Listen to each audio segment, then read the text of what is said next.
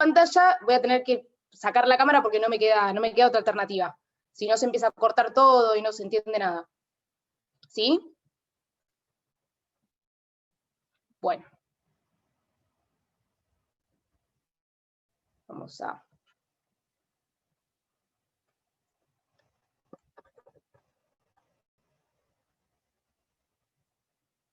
compartir la pantalla. Necesito que el anfitrión me pase el hospedador o me permita compartir.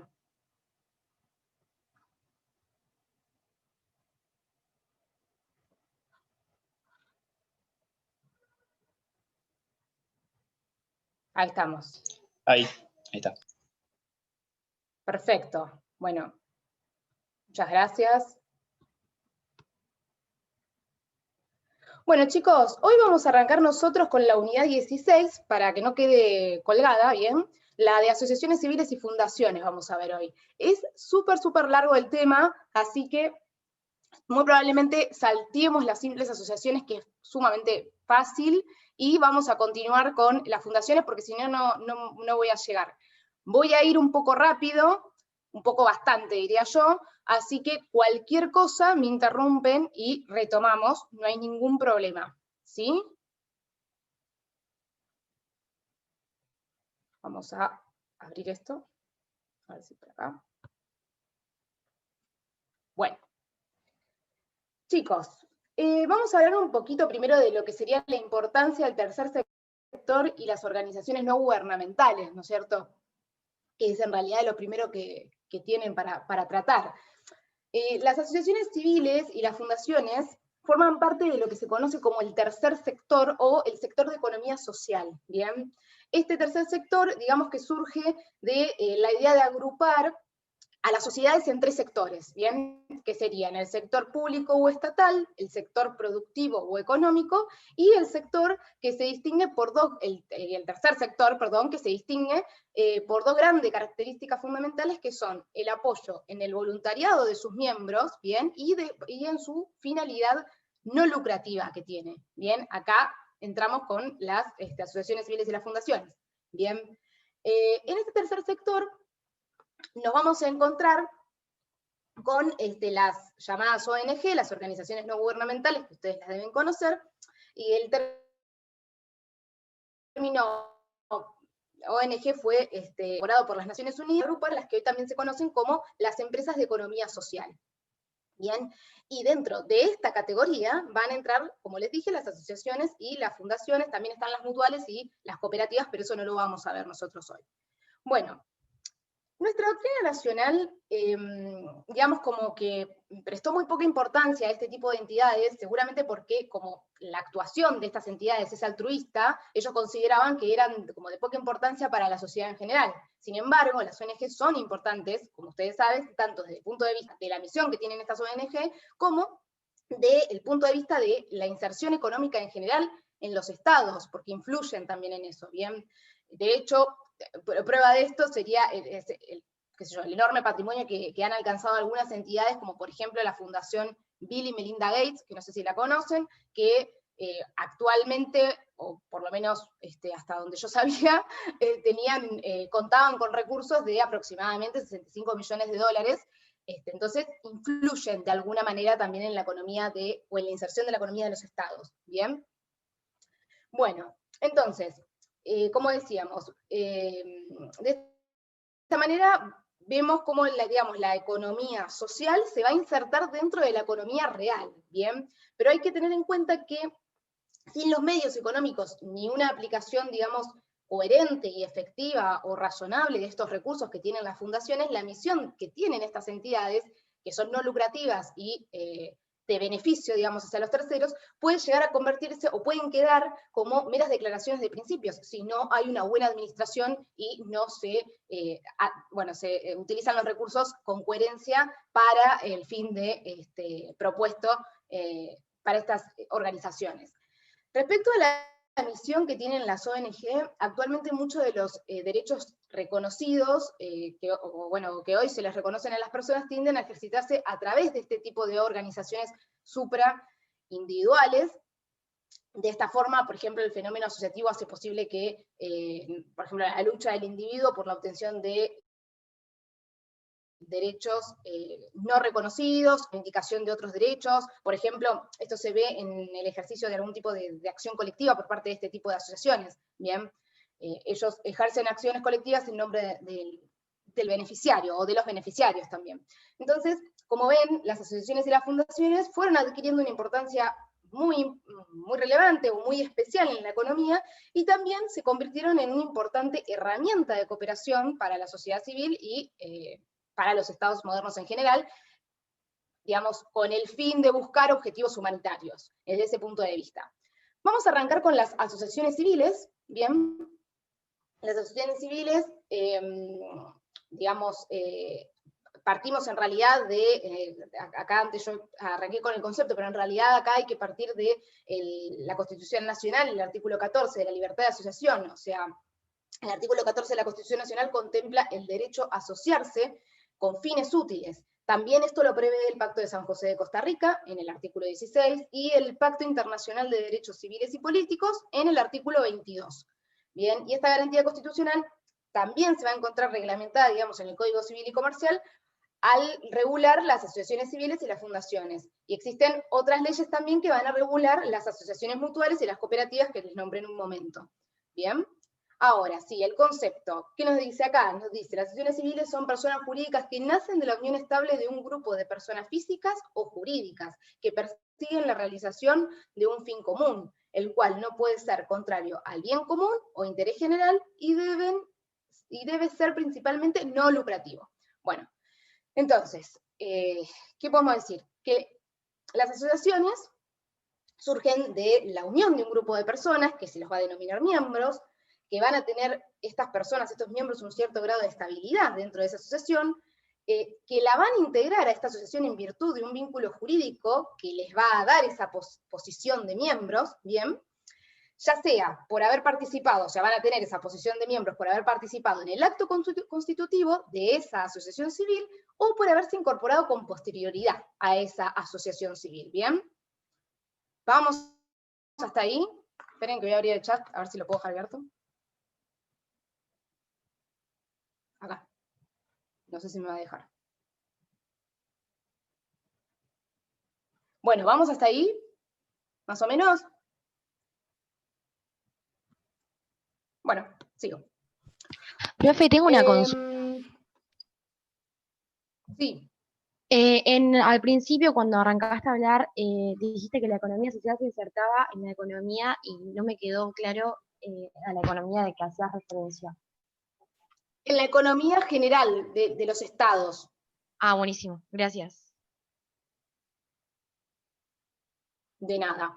Bueno, seguimos entonces. Las asociaciones tienen, bueno, como van a saber, ¿no es cierto? Medio redundante, pero bueno, tienen una designación propia, o sea, un nombre colectivo que las caracteriza, y la existencia, o sea, la existencia de ellas o sea, es independiente del cambio de los miembros de la asociación, ¿bien? Porque los miembros pueden ingresar y egresar de la asociación cuando ellos quieran, en virtud de este derecho de libertad de asociación, que garantiza la Constitución Nacional en el artículo 14, que les comenté, ¿bien?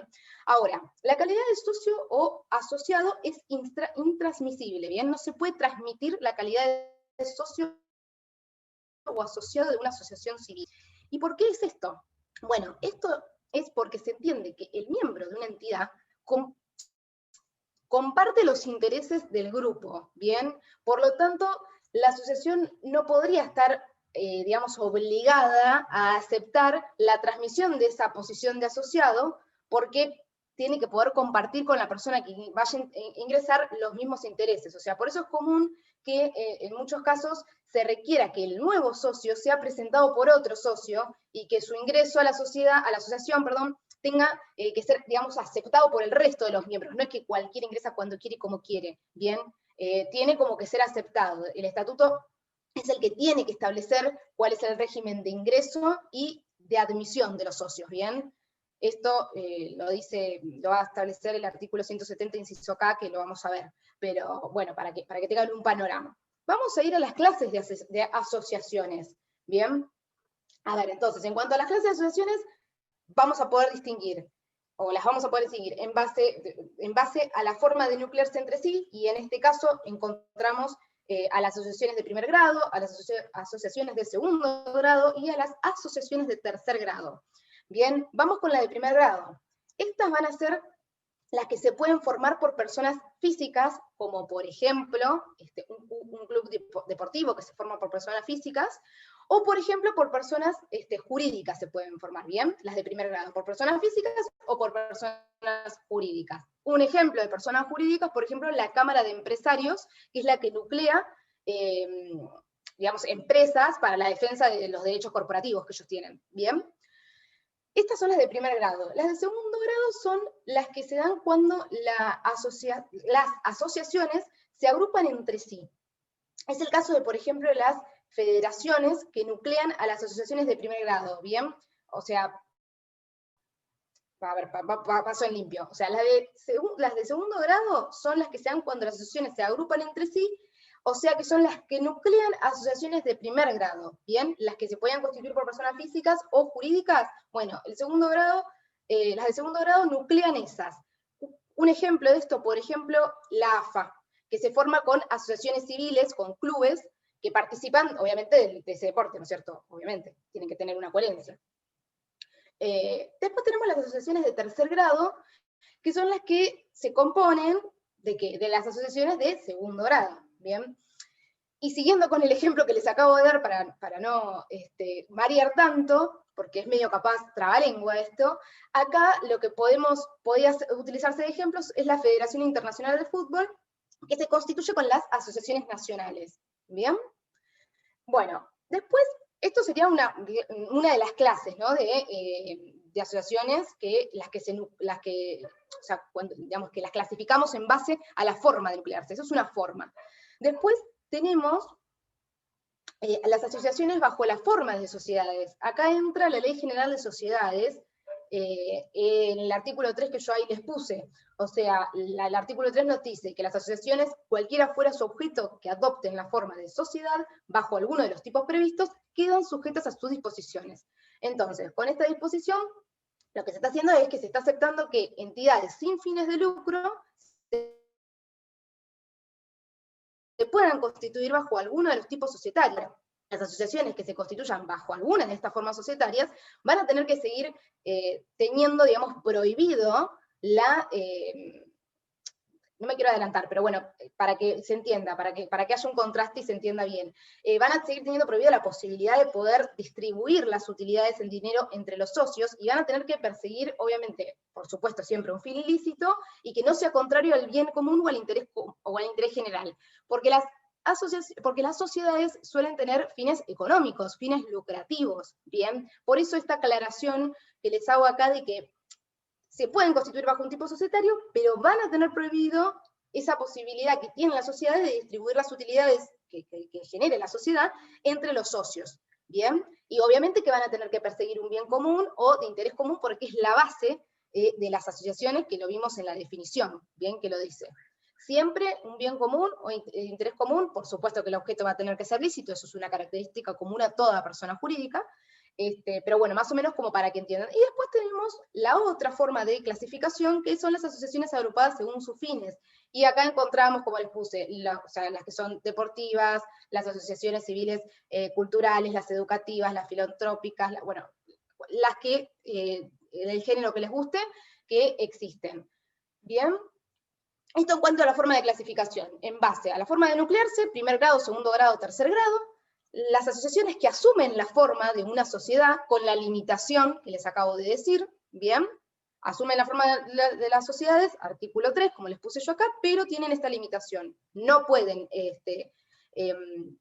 dividir las utilidades entre ellos, siempre van a tener que perseguir un bien común e interés general. ¿Por qué? Porque también lo tienen fundamentado en la misma definición, ¿bien? Y después tenemos las que se agrupan por los fines que persigue la asociación. Bien. Vamos hasta ahí. Seguimos. El objeto. Bueno, acá el código, en realidad, el Código Civil y Comercial no define a las asociaciones. El artículo 168 solo lo que nos va a hablar es de el objeto que tienen que tener estas asociaciones, que más o menos se los comenté recién. No tienen que tener un objeto que sea contrario al interés general o al bien común, ¿bien? Y acá hay que aclarar una cosa, para que ustedes tengan en cuenta y no se confundan. No es necesario que la asociación persiga una finalidad de interés común o bien común, digamos. Es suficiente, se dice de esa manera, pero en realidad es suficiente con que su fin no sea contrario a el bien común o al interés general, ¿bien? Es decir, que la finalidad, obviamente social, sea lícita, no sea dañina, no genere un daño ni un perjuicio a la sociedad, terceros, etc. Ahora, ¿qué es esto del bien, del interés general y del bien común que tanto estoy hablando, ¿no es cierto? Bueno, el interés general, como, a ver, se opone obviamente al interés particular, y digamos que se refiere al interés de todos, o de todas las personas que conforman el grupo, o de todas las personas en general, dependiendo del parámetro en el cual estemos hablando, pero por lo menos se refiere al interés de todos los que conforman un grupo, en contraposición con los intereses personales de cada uno de los individuos que conforman ese grupo, ¿bien? Eso sería una definición de interés general. El interés de todos por sobre encima del interés particular de cada uno de sus miembros, ¿bien? El bien común se presenta como, digamos, un concepto más abarcativo, si se quiere un poco más pretencioso, porque este bien común se va a medir en función de obtener, digamos, el mayor beneficio o el mayor bienestar para los miembros del grupo y lograr la mejor, o sea, y lograr lo mejor para toda la comunidad o la sociedad en general de ese grupo, de esa comunidad, justamente, valga la redundancia. Bien, uno es como más ambicioso que el otro es el interés general, es más acotado, o sea, se refiere a justamente priorizar los intereses del grupo por encima de los intereses personales, y el bien común es general, abarcativo, es obtener el mayor bienestar para todos, lograr lo mejor para todos los de la comunidad que participamos, ¿bien? Es esa pequeña diferencia. Acá, si yo les puse acá el artículo 168, voy a leer una parte del artículo para que se pueda entender bien esto. El artículo nos dice que el interés general se interpreta dentro del respeto a las diversas identidades, creencias y tradiciones, sean culturales, religiosas, artísticas, literales, sociales, políticas o éticas, que no vulneren los valores constitucionales. Acá se puede ver que en realidad el texto legal consagró la doctrina que sentó la Corte en el caso Alit. El caso Alit se escribe así, esperen que se les va a mandar el mensajito. Alit. Alit. Acá en este caso, la Corte Suprema sostuvo que el bien común no es lo que la mayoría considera común, excluyendo de esa manera, digamos, lo que consideran las minorías como bien común, sino que lo que quiere decir es que el bien común simplemente, dice la Corte, es el bien de todas las personas, teniendo en cuenta que, que toda la sociedad es necesariamente multicultural, es plural, es decir, que está compuesta por personas de diferentes preferencias, diferentes visiones del mundo, diferentes intereses, diferentes proyectos, diferentes ideas, una sociedad multicultural. Entonces, en base a esa sociedad multicultural es que se adopta esta visión amplia o abarcativa del concepto de bien común. No se excluye lo que establecen las minorías, sino que es lo que consideran todas las personas como bien común. Bueno, eso es lo que nos dice en síntesis el fallo Alit. Pasemos a, si me deja esto, porque no puedo pasar la diapositiva, perdí cosas acá. El lucro. La ley también nos dice que las asociaciones no pueden perseguir fines de lucro como fin principal, ni que tampoco pueden tener por fin el lucro para sus miembros, ¿bien? Lo que la diferencia de las sociedades comerciales, esto, ¿bien? La ausencia de lucro es lo que, digamos, se distingue, bueno, es lo que la distingue de a las asociaciones civiles de las sociedades comerciales. O sea, lo que se está prohibido para las asociaciones es lo que se conoce como el lucro objetivo, el lucro subjetivo, ¿bien? Eso es lo que tienen prohibido las asociaciones. El lucro subjetivo, o sea, es decir, la posibilidad de repartir esas ganancias entre los asociados, esas utilidades que yo les mencionaba antes, pero eso no va a privar a la asociación, o a las asociaciones, de la posibilidad de realizar tareas, actos, emprendimientos que estén dirigidos a obtener determinadas ganancias, que sirvan esas ganancias para poder lograr el cumplimiento de los fines, ¿no es cierto? Este es lo que se llama lucro objetivo, o sea, la posibilidad que tienen las asociaciones de poder realizar actos que estén dirigidos a obtener ganancias, para que con esas ganancias se puedan cumplir, el objeto de la asociación, porque si no sería muy difícil cumplirlo. Entonces, digamos que de esta manera una asociación civil, por ejemplo, podría, por ejemplo, por decirle, invertir en acciones para obtener ganancias, o en fondos comunes de inversiones, para lograr la finalidad, porque si no, como les decía, si no, sería como muy difícil, sería imposible casi poder llevar a cabo o cumplir sus objetivos.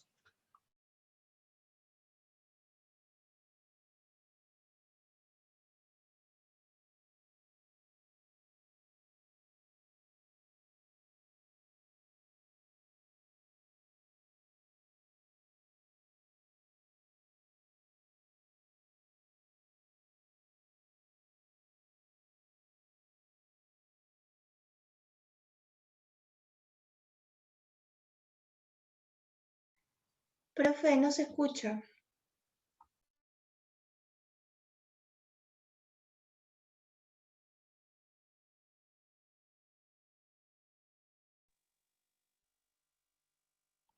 No se escucha nada, profe.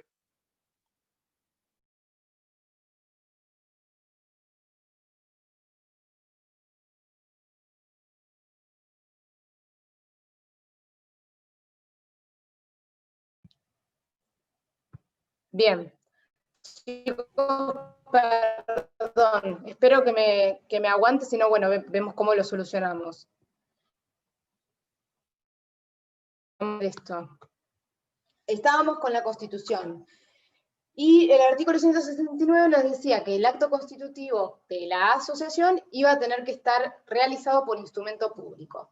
Y lo que se referido a la autorización para funcionar, de la cual habla el artículo 169, hay que tener en cuenta que el artículo 174 del Código Civil y Comercial mantiene el requisito de la autorización estatal por parte del órgano de contralor correspondiente.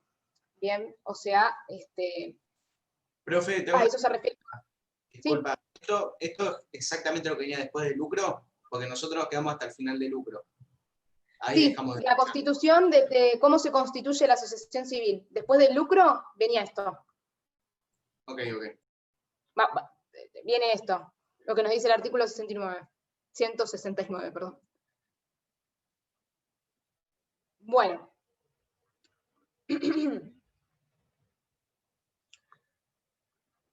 Entonces, les decía, bien, tiene que estar hecho por instrumento público, y también, por lo que nos dice el artículo 174, va a necesitar, para poder funcionar o poder estar ponerse en práctica, la autorización del órgano de contralor que corresponda, ¿bien?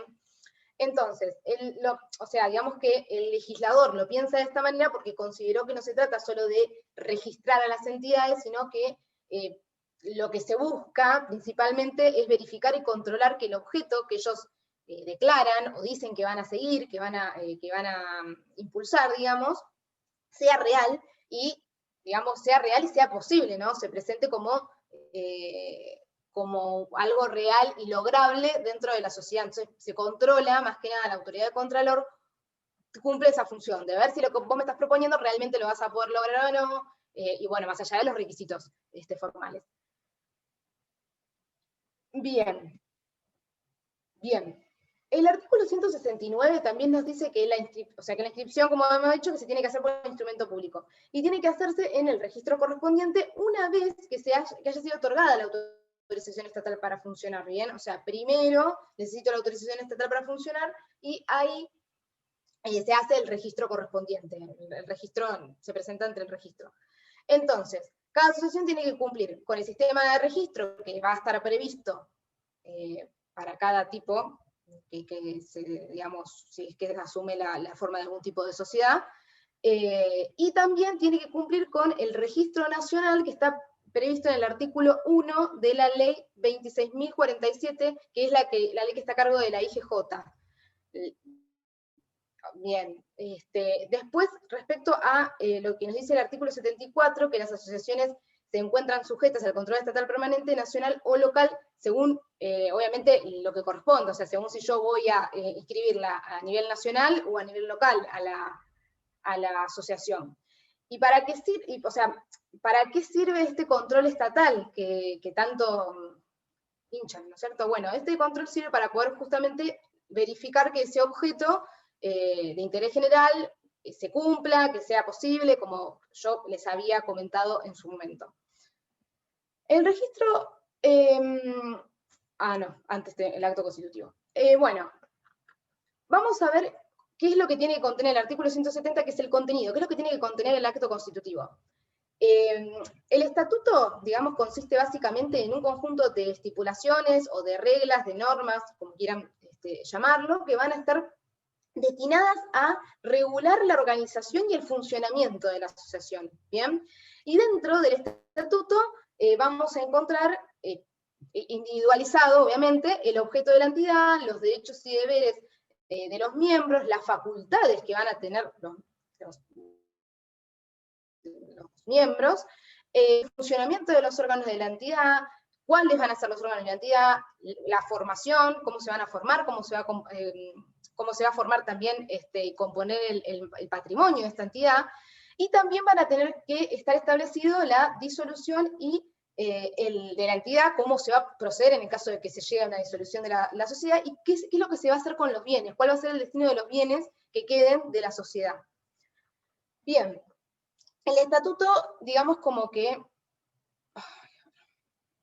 el estatuto no posee un carácter contractual porque tiende a regular no solamente los derechos y las obligaciones de los miembros que son fundadores de la entidad, sino también que va a regir los derechos y obligaciones de todos aquellos miembros que se incorporen en un futuro a la asociación. Por eso es que, aunque se los incluya, digamos, en el mismo texto y se los apruebe en el mismo momento, o en el mismo acto, para ser más precisos, hay que distinguir lo que es el estatuto del acto constitutivo. El acto constitutivo es ese negocio jurídico que da creación a la entidad y por el cual todos los suscriptos van a quedar obligados a constituir esa sociedad, esa asociación.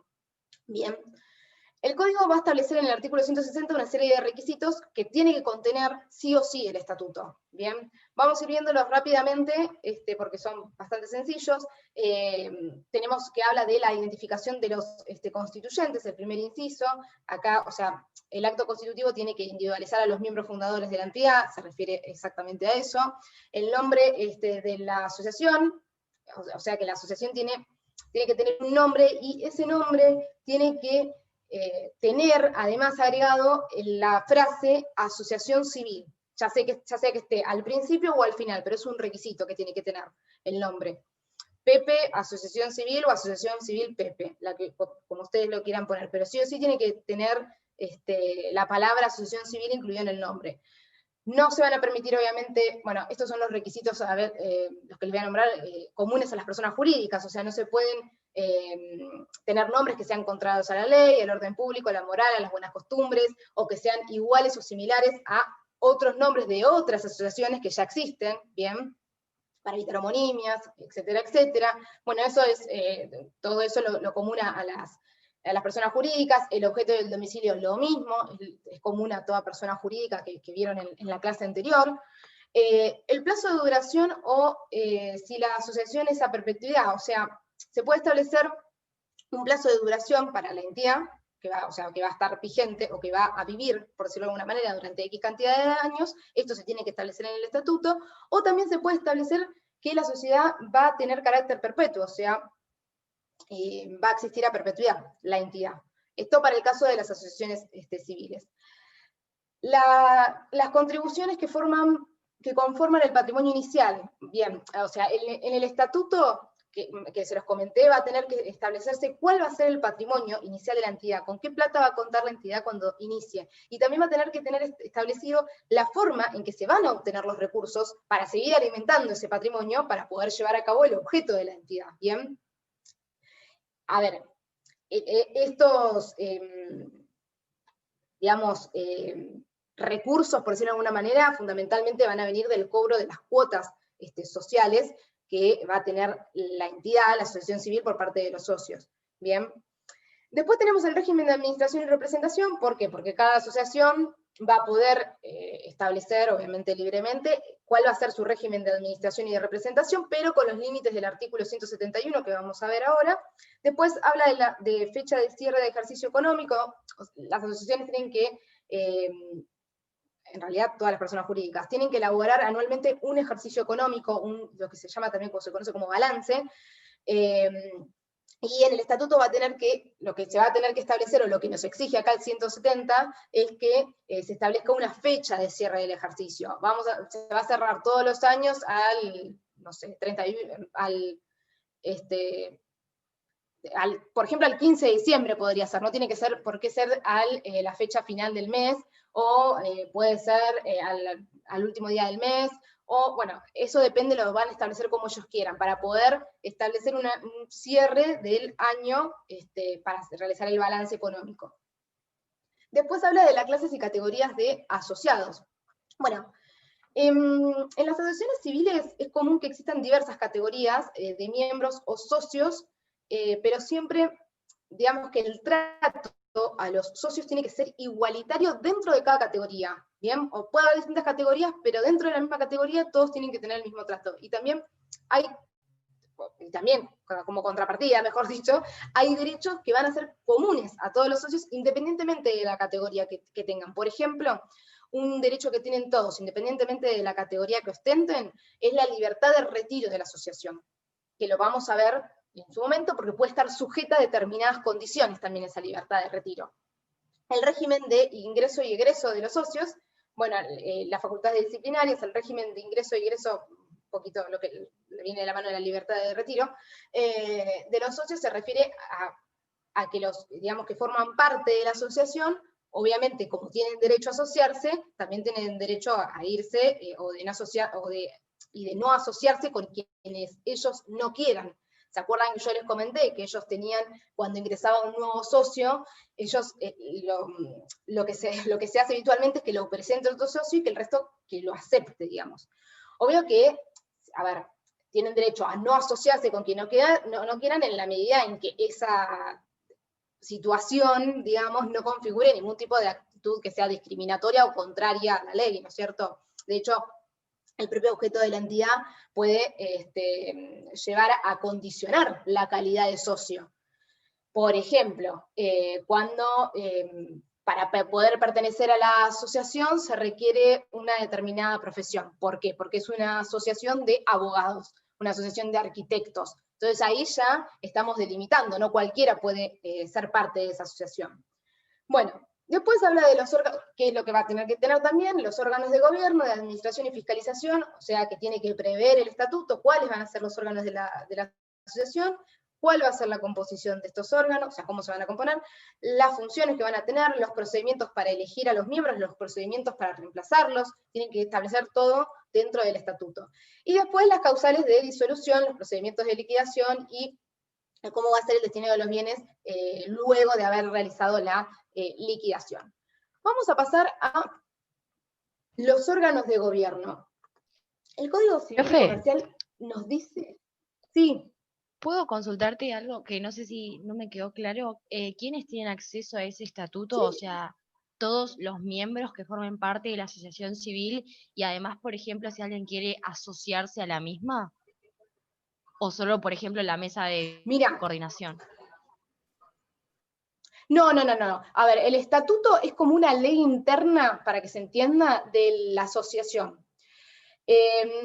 ¿Vieron para que ustedes se entiendan más? ¿Vieron los consorcios de propiedad horizontal que tienen un reglamento? Sí. Bueno, el estatuto es como una especie de reglamento para ellos interno. Ellos tienen que, primero obviamente que el estatuto va a tener que contener todo lo que dice el 170. ¿Y por qué tiene que contener eso? Porque esas son las reglas por las cuales se van a regir los miembros de la asociación. o sea, es la ley interna que ellos tienen que respetar, y esa ley va a regir tanto para los socios fundadores como para los que se incorporen con posterioridad. Capaz que ahí te mareaste cuando dije eso, pero en realidad es una ley interna, y a eso, por supuesto que el estatuto puede tener acceso cualquiera, porque ¿cómo voy a conocerlo si no me lo dejan ver, ¿no es cierto?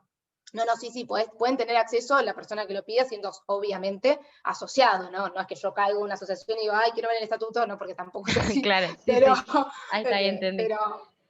pero para que se entienda un poco es eso, es como la ley que los rige. El estatuto dice, independientemente de lo que diga la ley, el Código Civil y Comercial, si el estatuto reglamenta, o sea, en estos casos que yo en un momento les nombré en la primera parte, el estatuto es como la ley especial. Si el estatuto no dice algo, ahí vamos al código, que sería la ley supletoria. Pero ellos primero van al estatuto, a ver qué es lo que dice. A ver, no sé, tal persona cometió una sanción, un acto que es merecedor de una sanción. Entonces, a ver qué es lo que nos dice el estatuto. Bueno, tenemos establecido tipos de sanciones, amonestaciones, que ahora lo vamos a ver un poquito eso. Bueno, si lo establece, da para que, bueno, se le aplica. Si no, veremos qué es lo que dice el código para determinados casos, o alguna otra ley, si es que existe otra ley que puede llegar a ser como supletoria, en casos de que el estatuto, por ejemplo, no lo contemple. Pero sí, estos son los que dice el 170, son requisitos mínimos que tiene que tener el estatuto. O sea, si no los tienen, no te lo van a aprobar al estatuto, para poder registrar, no me sé la palabra, registrar la entidad. Bueno, vamos con los órganos de gobierno. Como les había dicho, el código nos dice que son necesarios 3 órganos de gobierno: la asamblea, la comisión directiva y el órgano de fiscalización. Vamos a hablar un poquito de los derechos que tienen los miembros para participar en los órganos de gobierno. Los miembros tienen el derecho, ¿no es cierto?, de poder, o sea, tienen que poder participar en los actos de gobierno de la entidad. ¿Y cómo lo van a hacer? Lo van a hacer a través de estos órganos sociales, digamos, o del órgano social pertinente, dependiendo del caso. Perdón.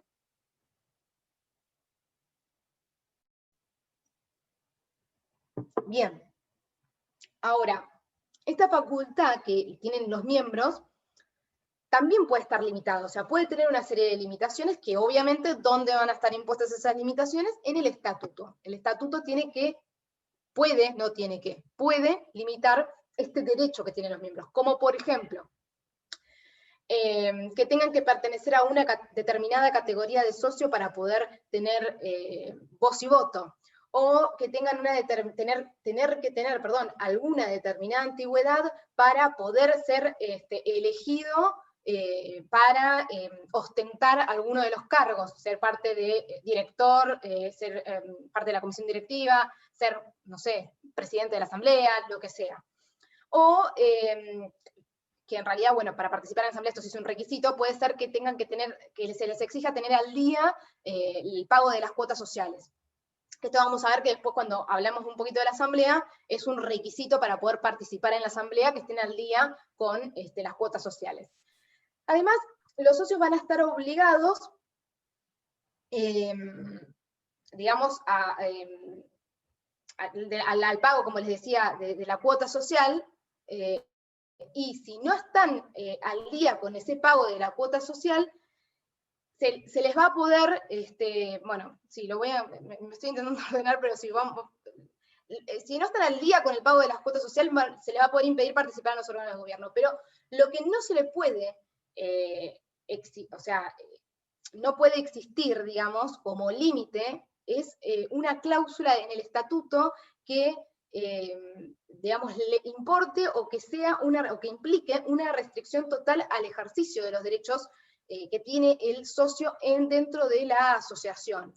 Yo no le puedo poner como límite una cláusula que le impida ejercer cualquier cargo al socio o cualquier derecho, por parte del socio, por más que no tenga la antigüedad, por más que, o sea, tienen que ser limitaciones específicas y para casos específicos, como les decía, por ejemplo, pertenecer a una determinada categoría de socio para tal cosa, tener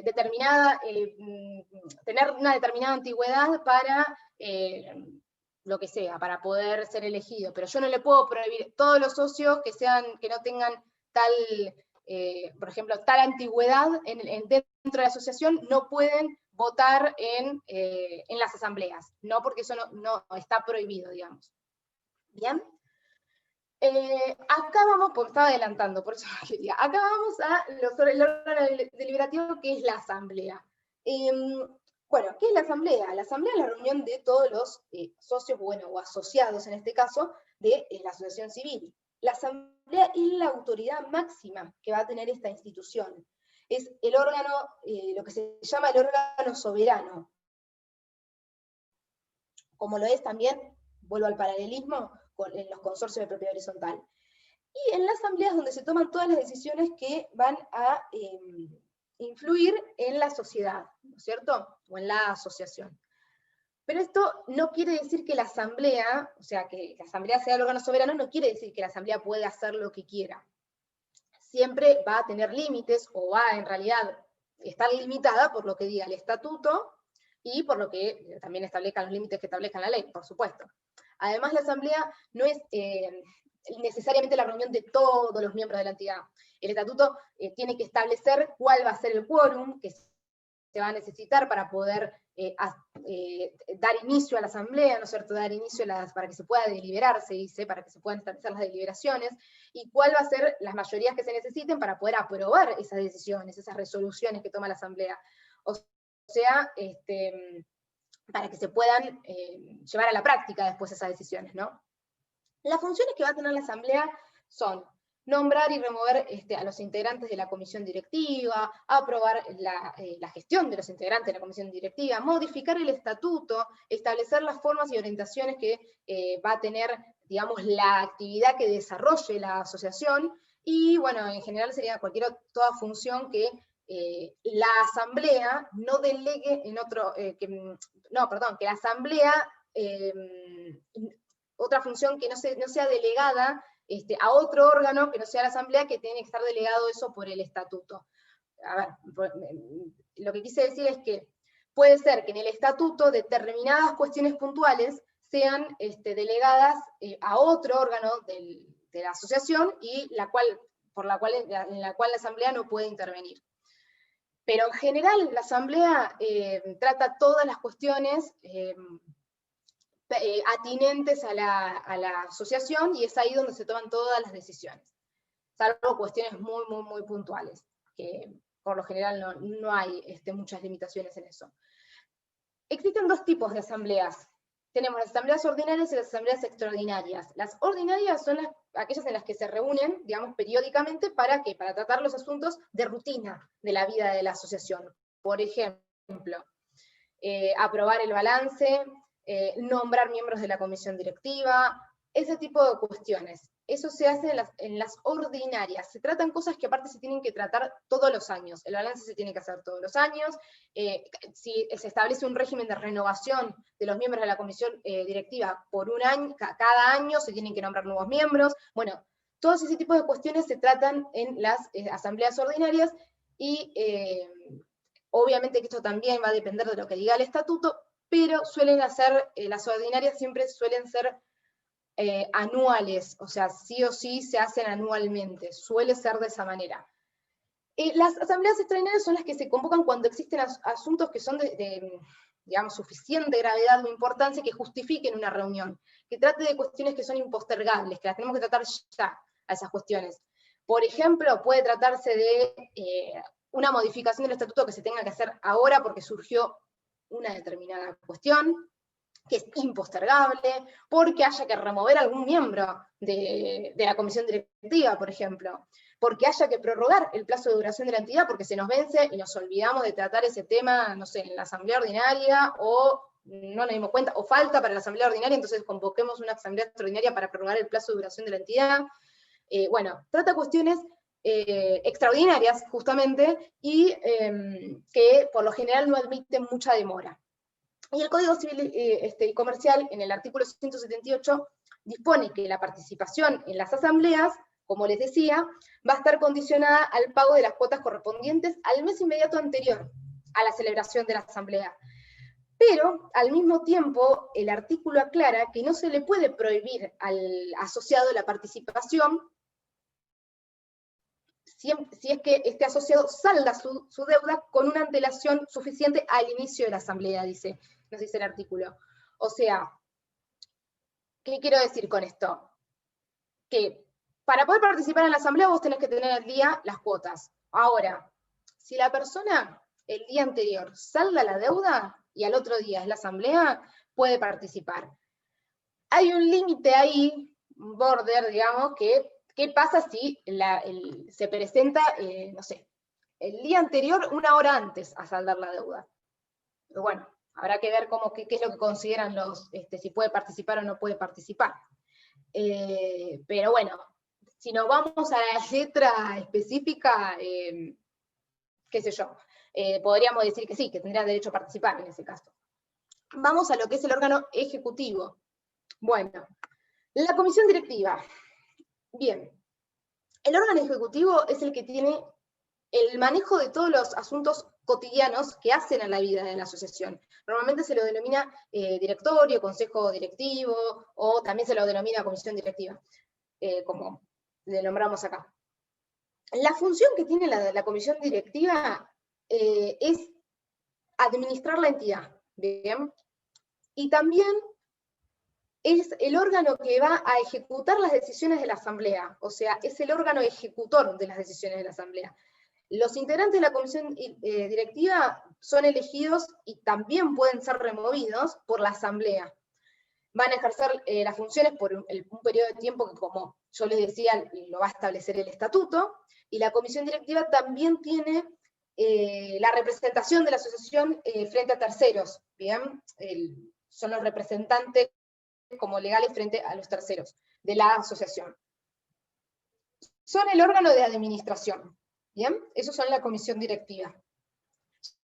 Llevan adelante las cuestiones de día a día de la asociación. Son como la administración en el caso de las propiedades, en los consorcios, me salía la palabra.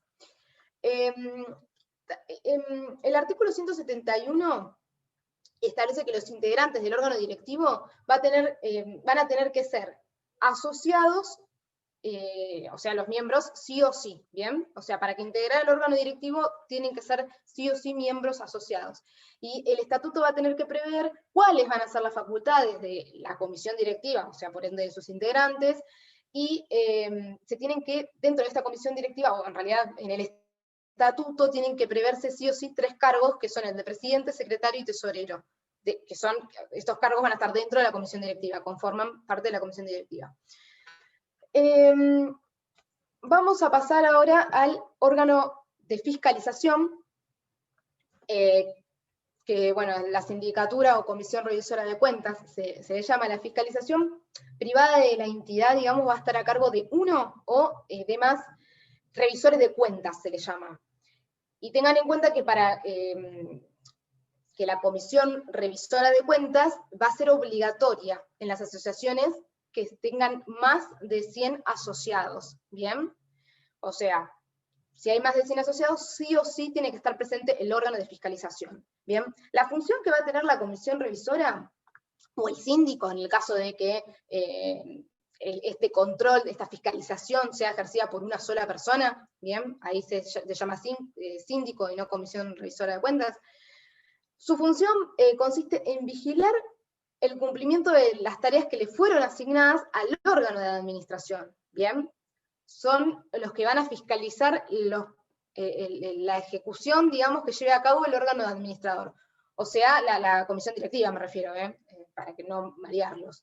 Y también van a tener la función de fiscalizar, por supuesto, en realidad, en específico, el manejo del patrimonio de la entidad. Esa es la principal función que tienen. Si bien la comisión revisora de cuentas va a supervisar o vigilar lo que tienen que ejecutar los miembros de la comisión directiva, la principal causa por la cual están ahí es para fiscalizar el manejo de las cuentas, ¿no es cierto?, del patrimonio de la entidad. Y para que puedan desempeñar esta tarea, no va a ser necesario que sean un miembro de de la asociación, ¿sí? No es necesario que para poder estar dentro de la sindicatura. De hecho, actualmente el código en el artículo 172 establece que el estatuto puede prever que integrantes del órgano de fiscalización puedan ser personas que no sean asociadas a la entidad. Y de hecho, digamos, esto se considera conveniente, o sea, que esa función sea ejercida por terceros, que sean ajenos a la entidad, para poder garantizar una mayor imparcialidad. Porque si, digamos, si los órganos de fiscalización, o el órgano, perdón, de fiscalización está compuesto por los mismos miembros de la entidad, y puede dar lugar a determinadas, no incompatibilidades, sino, parcialidades, por decirlo de una manera. Por lo tanto, está bueno que sea una persona que sea un tercero ajeno a la entidad, que no sea socio, no sea nada. Eso es lo que se recomienda. Y por otra parte, también el artículo 173 impone que para poder formar parte del órgano de fiscalización, los integrantes tengan que tener un título profesional que los habilite para desempeñar esa función. También nos dice que no deben, digamos, tener incompatibilidad para ejercer el cargo, o sea que esa incompatibilidad, dice el artículo, que se va a dar cuando, por ejemplo, pertenecen también al órgano de administración o, por ejemplo, son certificantes de los estados contables, ¿bien? Pues yo no puedo certificar las cuentas que yo mismo estoy llevando, en ese sentido. Tampoco, nos va a decir el artículo, o sea que tampoco pueden formar parte del órgano de fiscalización al mismo tiempo, no pueden formar parte del órgano, los cónyuges de las personas que están ostentando el cargo, los convivientes, los parientes, por afinidad, los colaterales, hasta el 4º grado inclusive, bueno, todas las limitaciones que nos impone el artículo 173. Eso con respecto al órgano de fiscalización. Recuerden que nada más en el órgano de fiscalización, o sea, es obligatorio, o sea, la Comisión Revisora de Cuentas, cuando la asociación cuenta con más de 100 asociados, ¿bien? Ahí es obligatoria, ¿bien? Vamos a pasar a los derechos y deberes de los miembros. Bueno, como vimos ahí en el artículo 170, el Código Civil y Comercial enumera, digamos, a lo largo de 14 incisos, cuál tiene que ser el contenido que tiene que tener el estatuto. Y en el inciso J nos va a decir, o nos menciona, a las clases y categorías, asociados y prerrogativas y deberes de cada uno, nos decía el artículo. Con respecto a esto, los tribunales nacionales sostienen que cuando una persona ingresa a una asociación, tiene que aceptar las cláusulas del estatuto tal cual están redactadas, y por eso, como las tiene que aceptar tal cual están redactadas, queda subordinado a estas cláusulas. ¿Por qué? Porque tienen carácter imperativo las cláusulas del estatuto, ¿bien? Entonces, de esta manera, le van a ser obligatorios, obviamente al nuevo asociado, al que ingrese, los reglamentos internos de la asociación, cuando forman parte del estatuto, y todas las reglas o normas o incisos que contiene el estatuto. Bueno, yo ahí les puse, algunos derechos que tienen los asociados, que pueden también ser más o menos, si lo establece el estatuto. Por ejemplo, les puse, tienen derecho a participar en las asambleas, pueden ser elegidos para integrar los órganos de la entidad, pueden impugnar las decisiones inválidas de los órganos. En este punto pueden impugnar las decisiones que toman los órganos, ya sea que las pueden impugnar dentro de la entidad, bien, o sea, presentando una queja o los procedimientos que establezca el estatuto para poder impugnar decisiones de alguno de los órganos, o frente también al organismo de control, o sea, el que le da la autorización para que se entienda para funcionar a estas entidades, o también, bueno, en su caso también pueden ir ante el Poder Judicial, dependiendo del caso. Bueno, también tienen derecho a fiscalizar los libros y la documentación que se lleva a cabo de la entidad, y también tienen el llamado derecho de receso.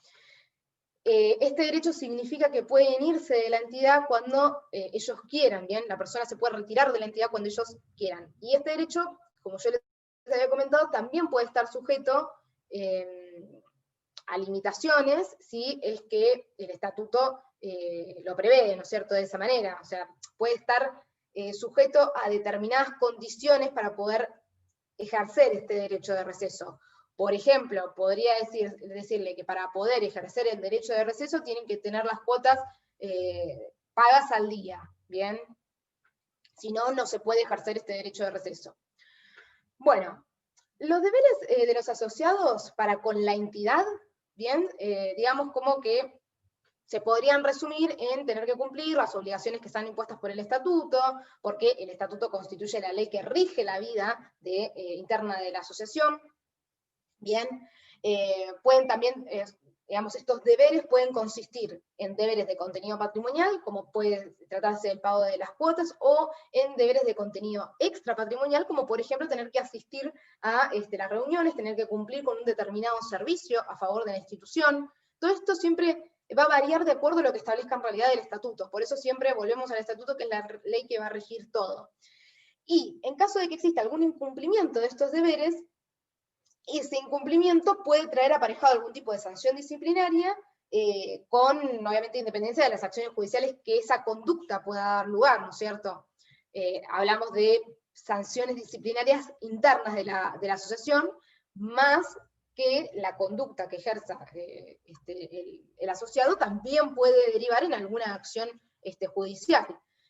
Qué sé yo, no sé, comete algún fraude, bueno, va a tener una sanción como asociado y también va a tener una sanción jurídica porque el fraude es un delito. ¿Bien? El poder disciplinario. Profe, Bueno, sí. antes de que siga avanzando tenía una duda. Es más que nada sobre el lucro. Tenía entendido que, por ejemplo, las asociaciones civiles no podían lucrar en el sentido subjetivo, por ejemplo, tener un salario y eso, pero conozco varias asociaciones civiles donde los miembros, por ejemplo, cobran una cuota por participar. ¿Y eso no sería un lucro subjetivo, no sería ilegal desde este punto de vista?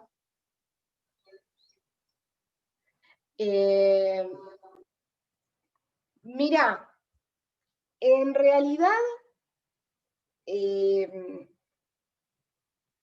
no conozco yo muchas, la verdad, internamente, asociaciones civiles. En realidad, lo que no pueden es repartir ganancias entre ellos. ¿Bien? O sea, por ejemplo, que una determinada evento que ellos realicen para recaudar fondos para, no sé, para cumplir el sueño de un chico con discapacidad, por ejemplo.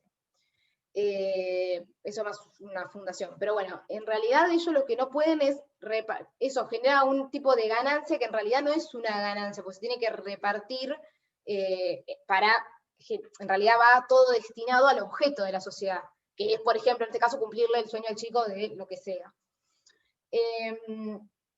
En realidad, un ni sería, porque lo que no pueden es repartir ganancias. Ahora, en realidad la ley no prohíbe específicamente que tengan un estipendio. Profe, Sí.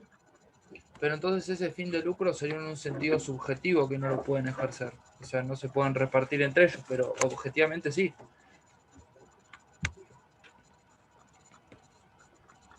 ¿Cómo? ¿A qué te referís? Claro, que ellos no se pueden percibir un fin de lucro para básicamente para proponer el bien común. Por ejemplo, lo que vos decías, cumplirle un sueño a un chico que padece una capacidad o una incapacidad, por ejemplo. Eso vendría a ser un sentido objetivo. Claro, eso es el lucro, sí, es el lucro objetivo. El lucro subjetivo, ellos no pueden en realidad tener ninguna ganancia. Ellos lo que pueden, por ejemplo, es percibir, tienen derecho a cobrar los gastos, por ejemplo, que les lleve a realizar algo, alguna cuestión, ¿entendés?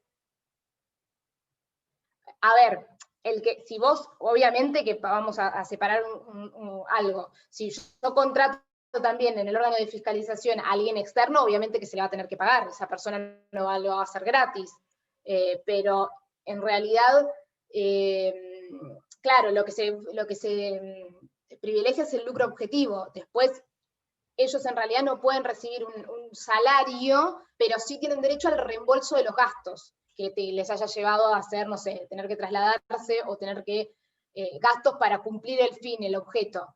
Eso sí tienen derecho a reembolso. No, capaz que es desde ese punto de vista lo que plantea la compañera.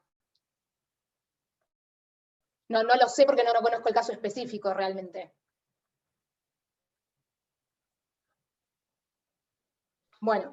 No, más que nada, a lo que me refería era a las asociaciones civiles que, por ejemplo, perciben un salario por parte del Estado o planes, por ejemplo, sociales, y con ese objetivo técnicamente lo están haciendo porque hay muy pocas organismos hoy en día que hacen las cosas por optar por el bien común. Siempre lo hacen con un interés subjetivo y después dicen, bueno, vamos a ayudar a tal persona, vamos a llevar techos, etcétera, etcétera, pero en realidad lo que están haciendo es llenarse los bolsillos, claro, y terminar. Es como o sea, está la ley. Claro, eso es una cuestión, claro, eso ya es otra cuestión, no es el espíritu de la asociación civil. Que se utilice la asociación civil como una pantalla para realizar otras cuestiones, bueno, ya eso es una cuestión ilegal que el que la advierta y la pueda demostrar lo tendrá que plantear. Pero, a ver, es una realidad que existe, sí, pero no es el fin de la... O sea, que exista no quiere decir que sea lo legal, digamos. O sea, lo legal es lo que establece la ley, y punto. Después, si en la realidad existe gente que desvirtúa el espíritu del instituto y lo utiliza para su conveniencia, digamos, transformándolo, es otra cuestión, que si se advierte se tiene que plantear judicialmente, obviamente con las pruebas, y tendrán la sanción correspondiente judicial.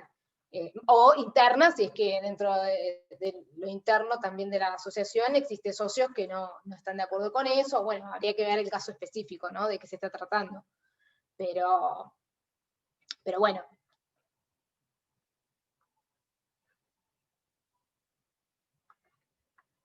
Gracias. No, de nada. Bien. Esperen que me perdí en lo que estábamos. Acá. Vamos. El poder disciplinario. No sé si...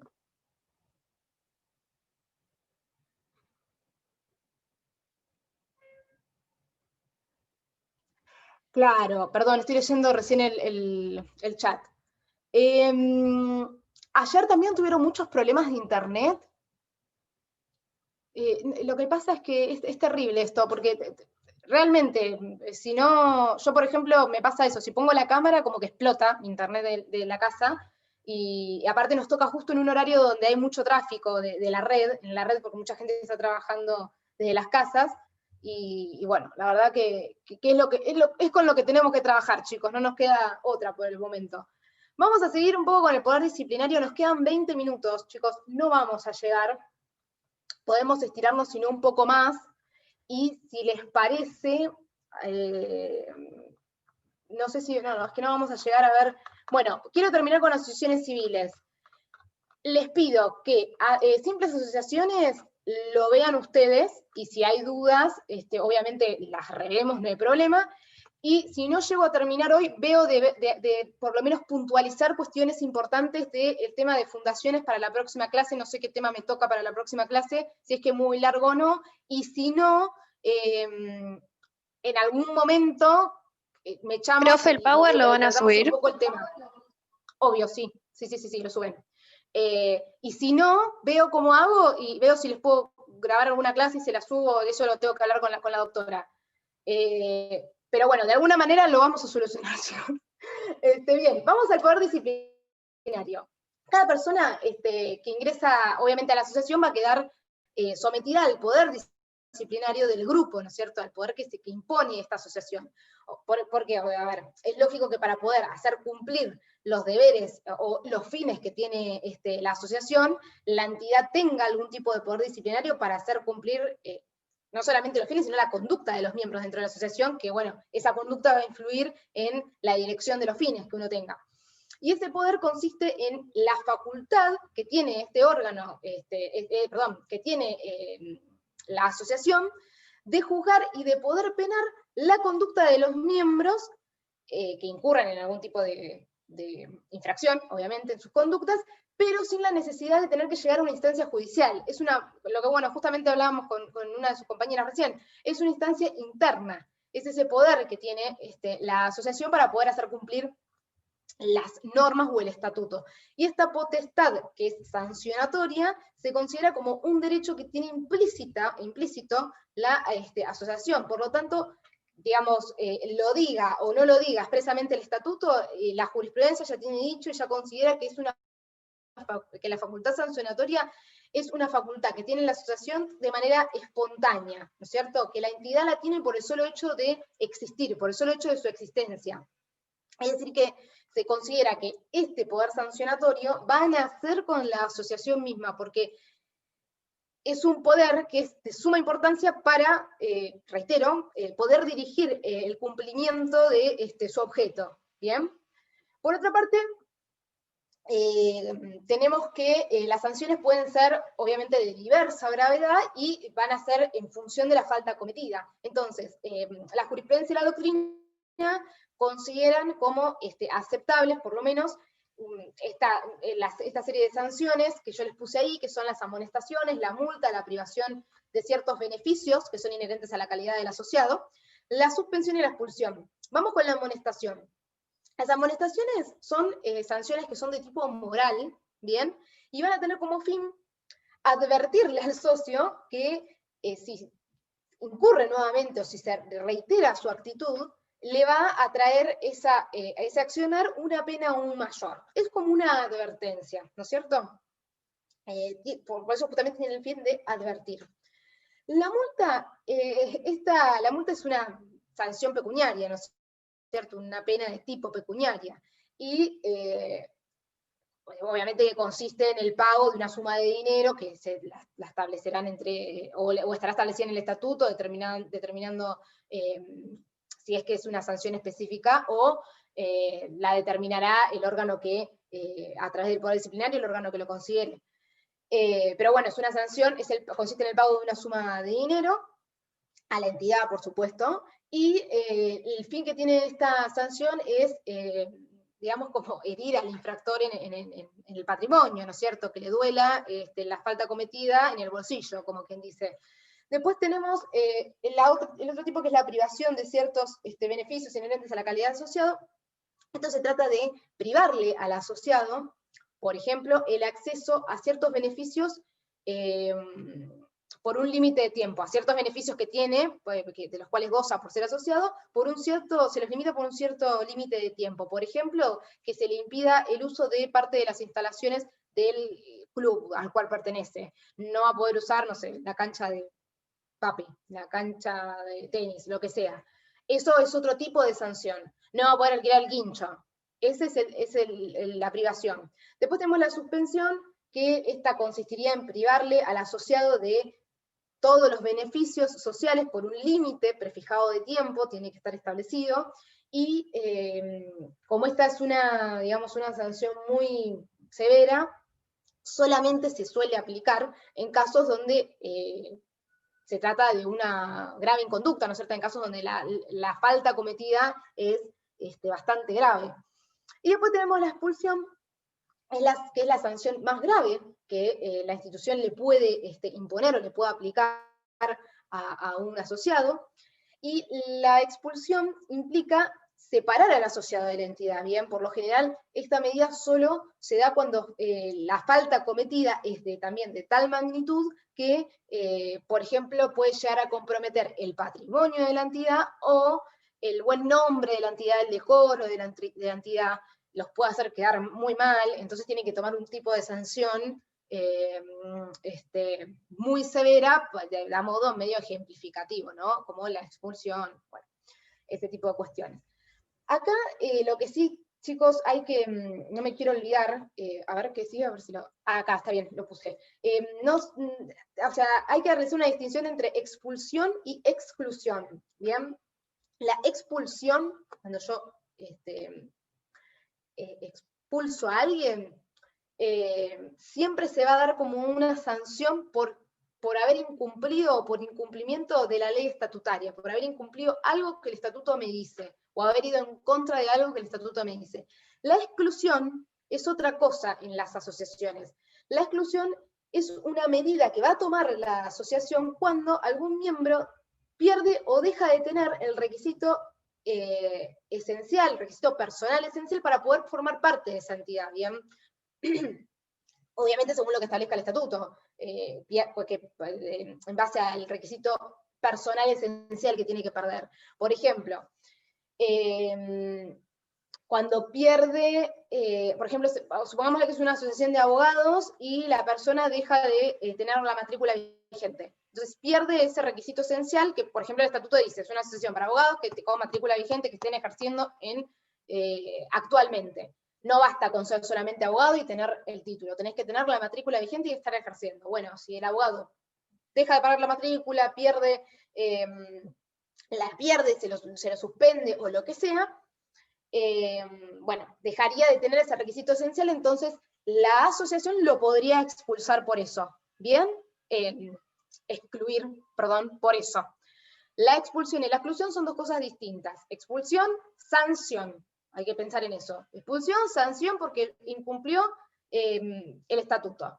Y la exclusión, pérdida de algún requisito esencial que tiene que tener la persona para poder pertenecer a la asociación.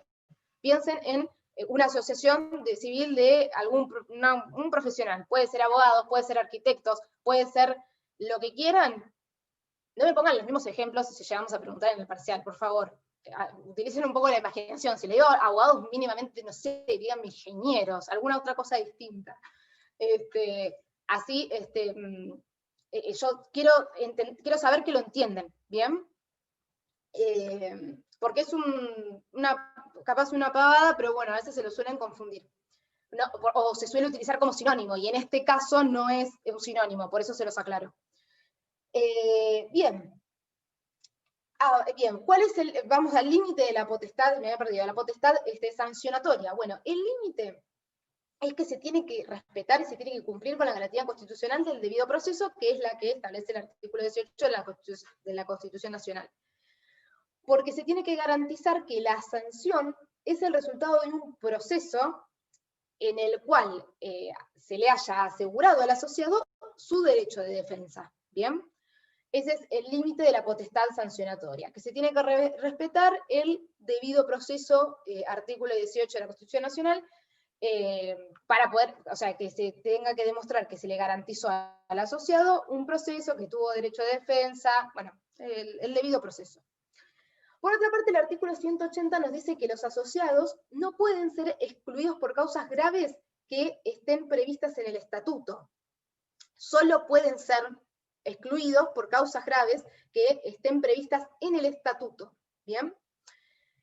También nos dicen que el procedimiento tiene que asegurar el derecho de defensa del afectado, que es lo que más o menos estábamos hablando, y que en el supuesto en que la decisión de la exclusión la haya tomado la comisión directiva, el asociado va a tener derecho a que la asamblea revise esa decisión. ¿Bien? Si la comisión directiva dice, bueno, no, vos te mandaste una macana acá, del estatuto dice X, vos hiciste B, y esto te impone esta sanción.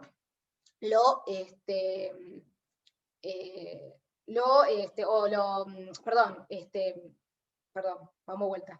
Si vos, porque me equivoqué.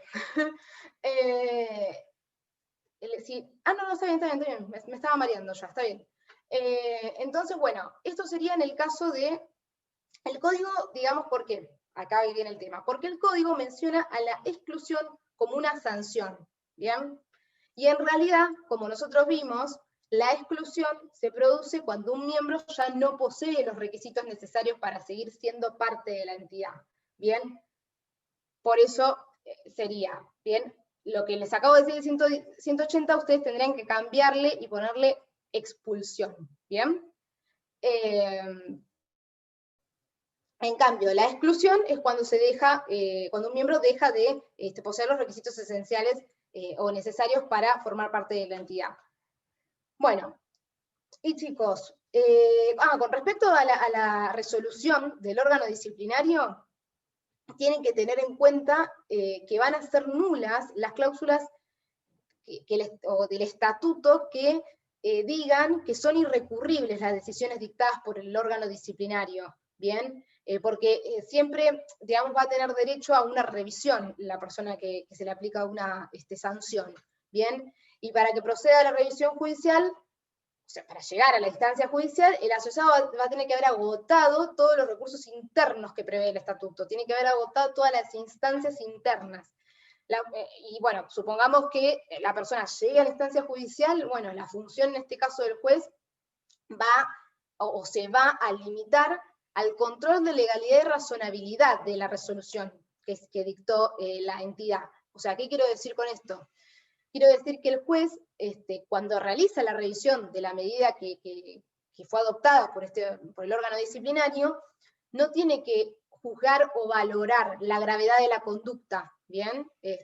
O sea, el por qué se le aplica la sanción, la gravedad de la conducta del asociado, porque para eso van a estar justamente los pares en la asociación, los que saben, los que están dentro de la asociación, y ellos saben por qué esa conducta merece una sanción o no. El juez solamente se va a limitar a ver si la sanción es irrazonable y por eso arbitraria, digamos. Por ejemplo, ver si ante un mismo hecho a un asociado se lo amonestó y al otro se lo expulsa, ponele.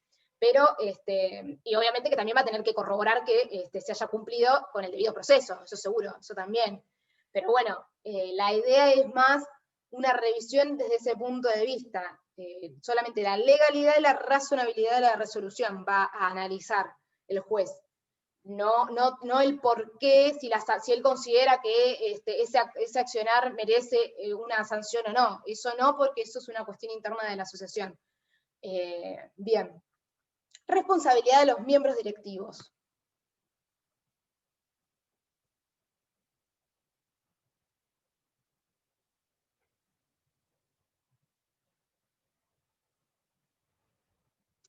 Profe, ¿puedo volver a explicar? La expulsión y la... Uy, me estoy yendo. A ver, pero estoy intentando leerlos. Vamos con la expulsión.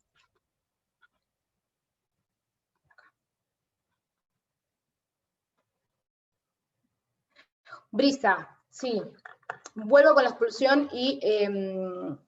porque, ¿qué pasa? El código utiliza, habla de la exclusión como si fuese una sanción.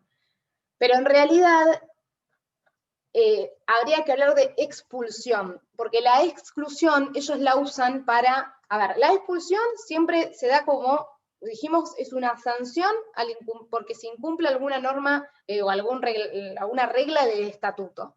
La expulsión siempre se va a dar cuando, la exclusión siempre se va a dar cuando el miembro de la entidad deja de poseer una característica esencial para poder pertenecer a esa asociación.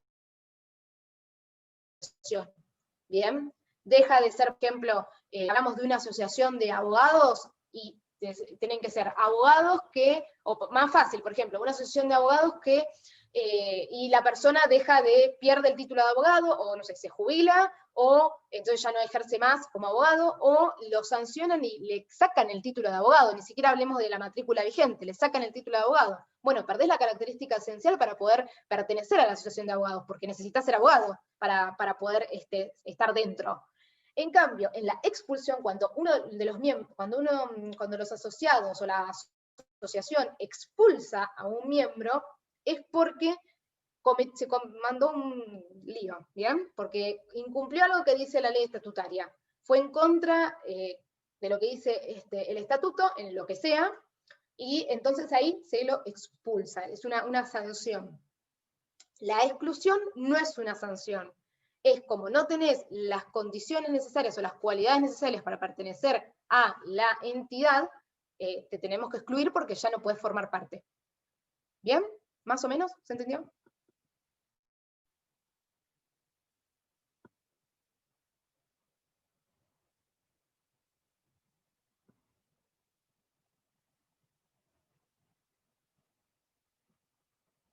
Bueno.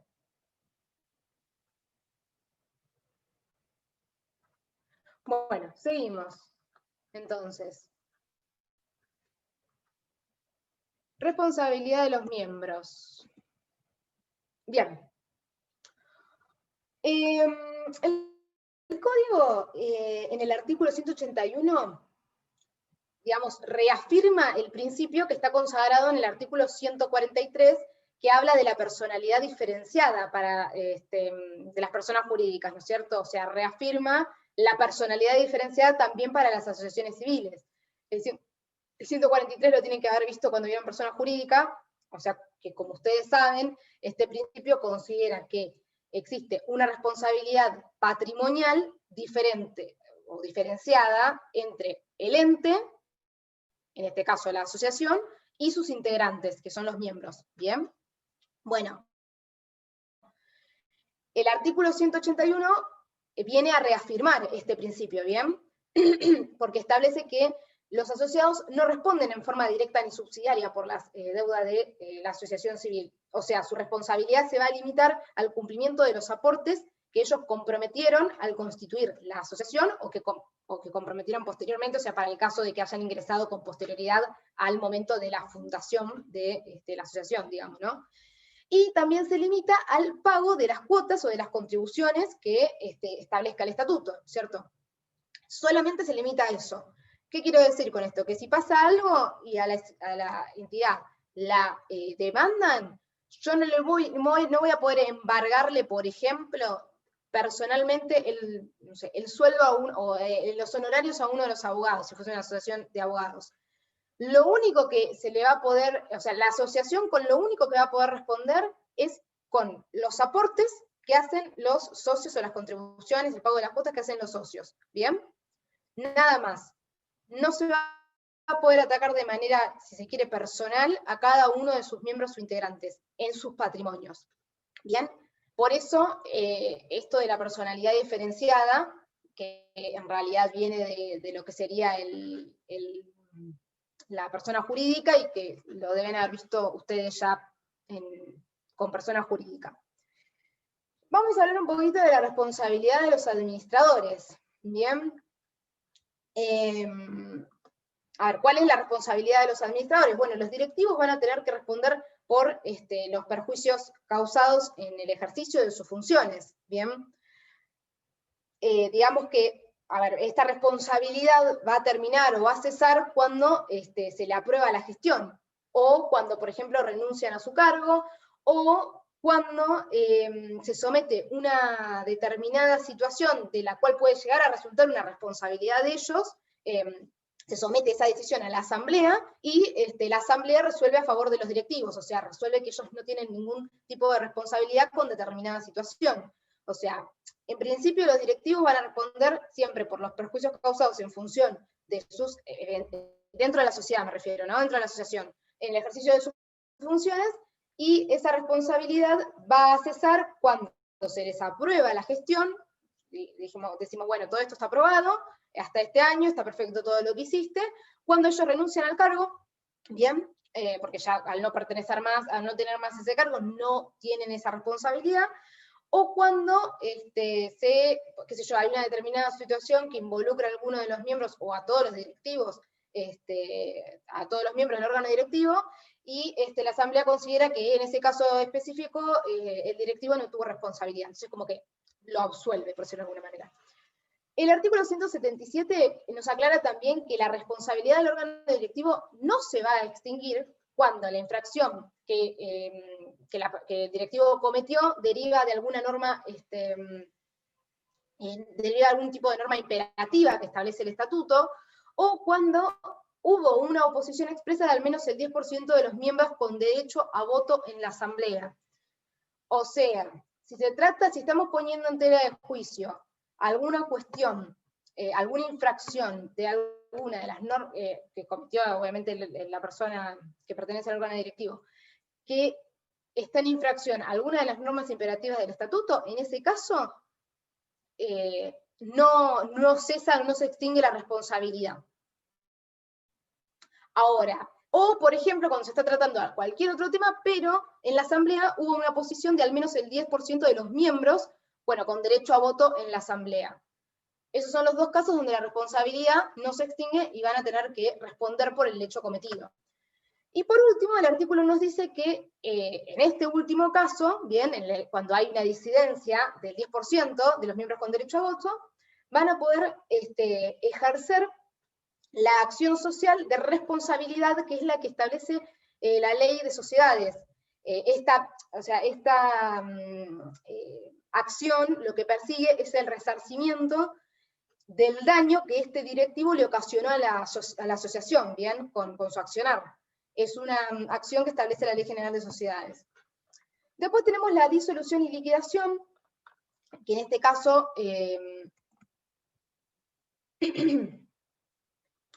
hablamos del artículo 183 y 184.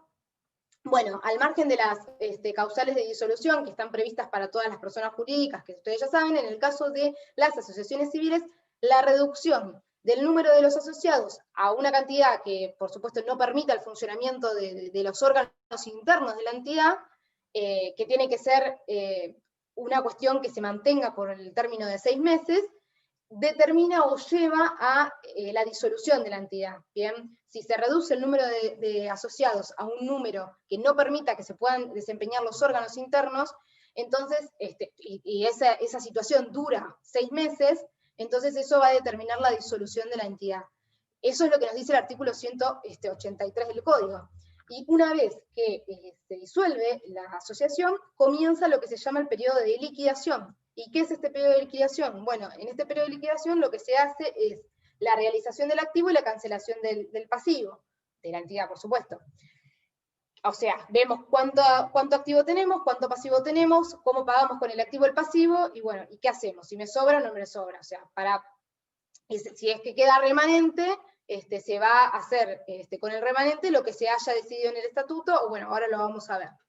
El artículo 184 establece que el liquidador tiene que ser designado en una asamblea extraordinaria, excepto en aquellos casos especiales cuando lo designa el juez judicialmente o lo designa el órgano de contralor, que son casos específicos.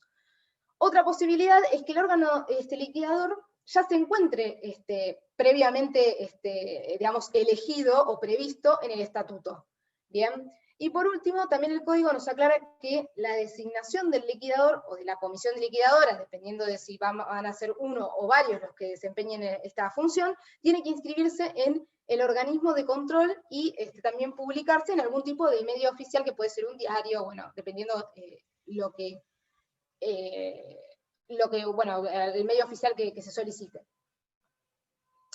Ahora, en cuanto al procedimiento de liquidación, este procedimiento se va a regir por las disposiciones que establezca el estatuto y se va a llevar a cabo, obviamente, bajo la supervisión y vigilancia del órgano de fiscalización.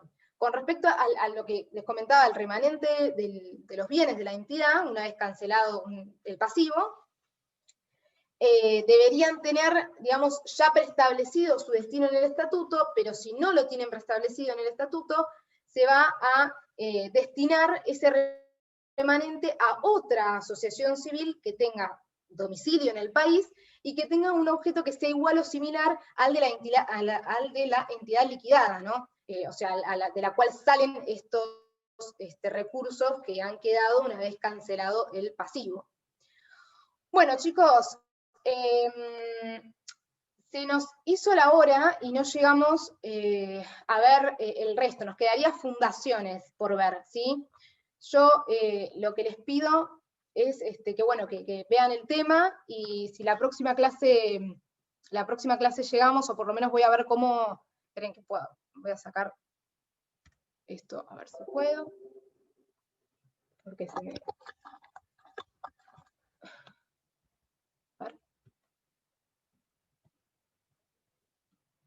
bueno, no sé cómo cerrar.